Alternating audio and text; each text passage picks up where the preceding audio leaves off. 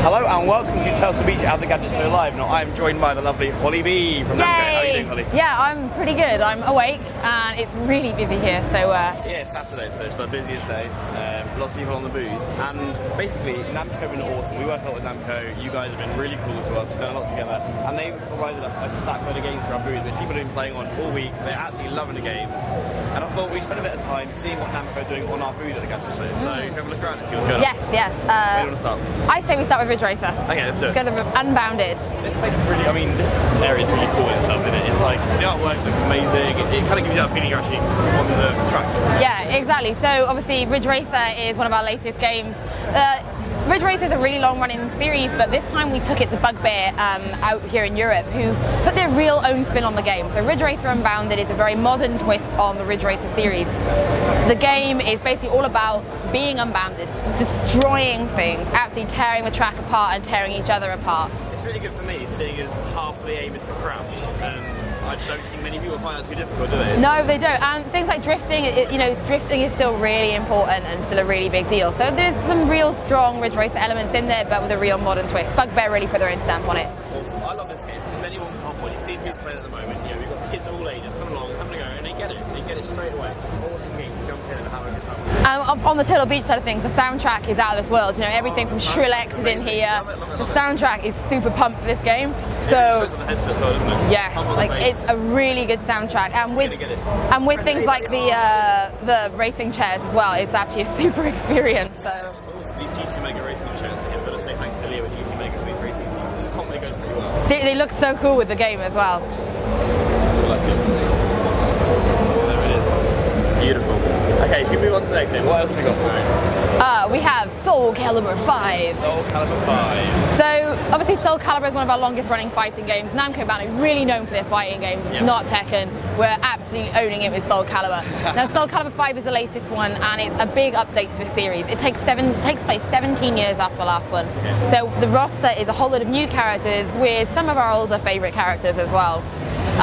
They've made some real changes to the game, try to bring that game right up to tournament level, and Soul Calibur 5 just got into the MLG this year. Really? So we know now that fighting games are being taken seriously, and Soul Calibur is a beautiful 3D fighter, and it's probably one of the most beautiful out there. It looks absolutely amazing. Yes. I mean, all the lighting effects, the textures, the way we got Ezio from Assassin's Creed in the game. Yes. Really cool. Ezio looks really good actually, he suits it. He just fits in nicely, doesn't he? And of course we've just had our world final out in Las Vegas. Sadly, the European and PAL champion, who is British, Hyrule didn't win, actually Dominican won, but Hyrule desecrated for the European and PAL territory final that we had, I think just a few weeks ago here in London. Cool. Sounds Did really well. Yeah. Getting this game, right? So people are jumping on it, having a good time. You can button mash away and have a really good time with it. Actually there's can. so much more to it. I've seen some guys who are really quite good at it, absolutely destroy me on it. Yes. But there's so much more behind the game you can step into. It's really It's cool. actually really accessible for a lot of people. Fighting games scare a lot of people these days. I know I certainly was when I started with Namco. I used to enjoy button mashing, but the idea of actually getting into it. Soul Calibur is great for pick up and play, but it does have its hardcore community. The French do really, really well at Soul Calibur. Probably their fighting game du jour is Soul Calibur. So. Awesome. So we're loving that. Yes. What shall we go on to now? So probably my absolute favourite and the one I'm so excited for, but it's hidden in a special little area because it's an over 18. So should we look at the artwork first? Yes, come look. The panels on our booth are amazing. So I remember we were designing these on like Yes, I do. The Witcher 2, Assassin of Kings. So The Witcher 2 came out on the PC over a year ago, and CD Projekt were like, no, we need to bring this to a bigger audience. So they've actually completely from scratch made the game for the Xbox 360. It's not just another port. Hell no. CD Projekt have outdone themselves. The reviews are like crazy. I've never been so happy when the review scores come into my inbox. You were sticking on a phone all day long. No, I don't. She was going crazy. It was a good day. It was amazing, and I'm so happy to be working on it. Really cool. Should we have a look inside? Yes, go and have a look inside. It is probably contender for sort of game of the year for sure. Really? Yes. I mean, there is such a lot of people playing it. So it's an over 18 game. So we have bouncers, Turtle Beach bouncers on the door.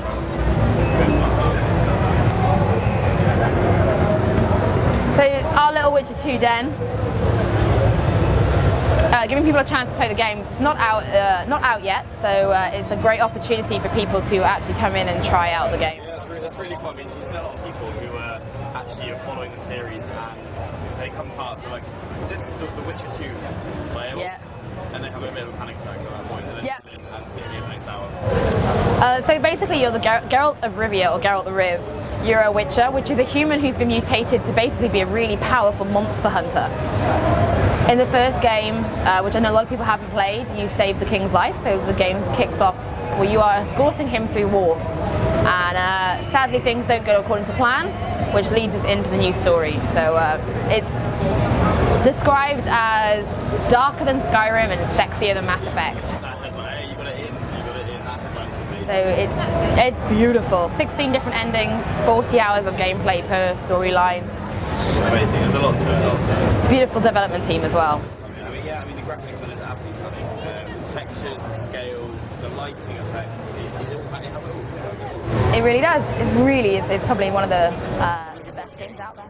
I mean, Skyrim was the first sort of genre that I got into it. There's a lot in here. There's a lot different to Skyrim, and there's a lot more to it. I think, speaking personally, there's a lot more behind this game that is. Skyrim can get a bit repetitive. I know we should compare the two games, but for me, there's so much more in it. The scale of things is amazing. I've never seen the scale. Yeah, I mean, I'll look out over and give you a shot of the view soon before I get myself killed. Nice. Let's see if I can. Oh. Yeah.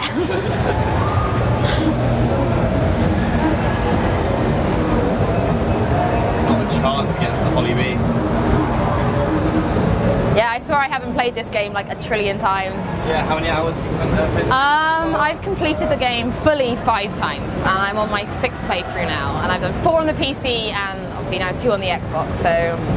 Not bad. I tend to find myself sitting here at Gadget Live just wanting to play the game. Let's see if we... Oh, beautiful. Done. Like it. Yes. So look at the view. So yeah, the world is absolutely stunning.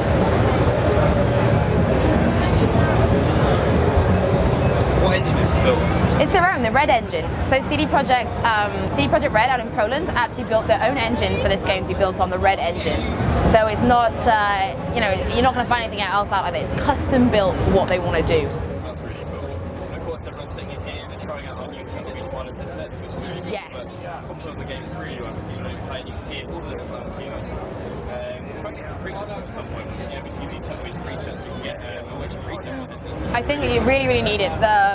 So anyone who buys just regularly buys the game, it's called the Enhanced Edition, and they actually get, besides getting a map and getting a quest book, they actually get the soundtrack included in that as well. And soundtrack is just beyond amazing. It's so beautiful, and the voice acting. It's just something more companies would do, include soundtracks in the game. I love game soundtracks. Total game soundtrack. Yeah, and this is probably one of the better ones I've heard in a very long time. It's really quite special. Awesome. I've annoyed everybody up here. One of the biggest things with Witcher 2 is the choices of morality. At BAFTA this week, we had the CD Projekt team over, and they said, we don't want you to be able to see your morality choices. So there's no point system, and The Witcher 2 sums it up perfectly. Simple choices where you think you know the outcome can have massive effects on the game, to a point where you'll see parts of the game you wouldn't see otherwise. Chapter 2, for example, is entirely different based off one simple choice, and you don't really know. There's no...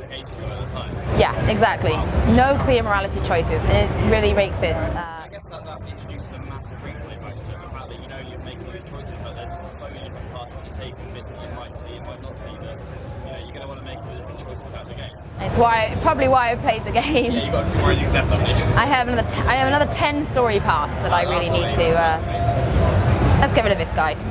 Lovely job. There you go. Probably Beautiful. a good place to end that one there. I think so. Well, that's all the games we've got out from Namco.